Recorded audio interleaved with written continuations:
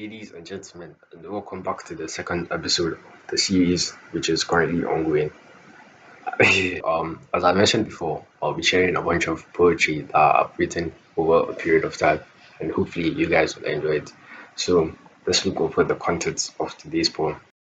So, the poem I have today is known as Life is But a Dream, and well, the reason why it's Life is But a Dream, or the reason why I wrote it is like it's mostly curiosity at best because sometimes we have friends and people we care about, but they don't understand how much we care for them and worry about them. Like in situations where they are going through a life changing moment, but they tend to keep it to themselves rather than ask their friends out for help or family. So in that situation, you tend to get curious about what they're worried about, what they're thinking, and what's in their head. So at that point, you're more of worried about your friend in the sense that they don't share often what worries them a lot. In this poem, I merely, I, and in this poem, I merely try to express the feeling, oh, that you're distancing away because you don't feel like opening up. I personally believe that opening up it's actually like a very great thing to do.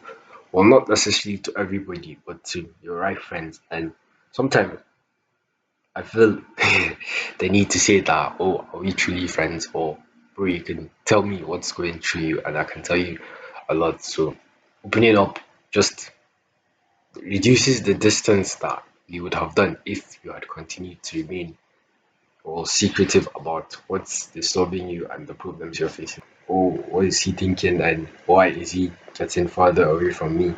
And why doesn't he just tell me his problems? And so on and so forth. And that's what led to me writing the poem which we have today. Um, so let's go into the poem. So, as I mentioned, the name of the poem was Life is But a Dream.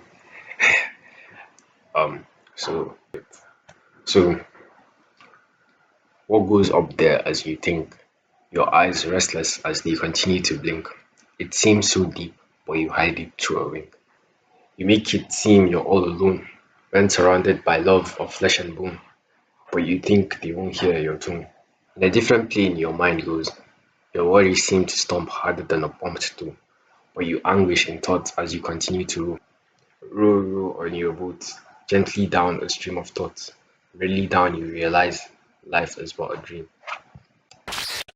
So as you've heard the poem now, and well basically I did write this book as I mentioned earlier because of a friend I was worried about, but there were a lot of other complexes.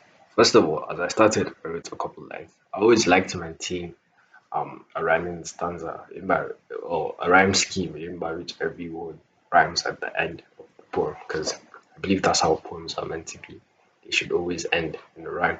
But and I always maintain three stanzas, three line stanza.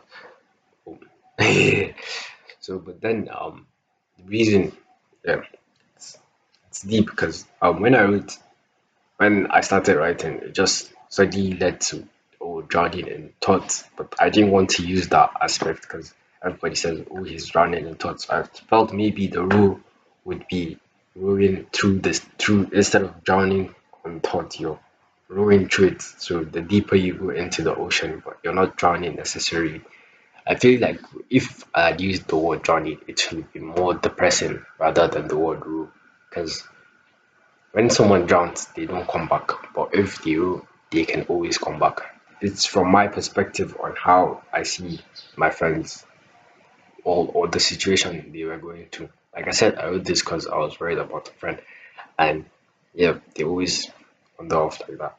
So um, I always try to maintain the perspective of I talking about a person rather than the poem referring to me. And as I also mentioned, I'd like to keep the rhyme scheme going. Like if you look at the poems, you see think, blink, wink, alone, bone, tone, goes toes rule.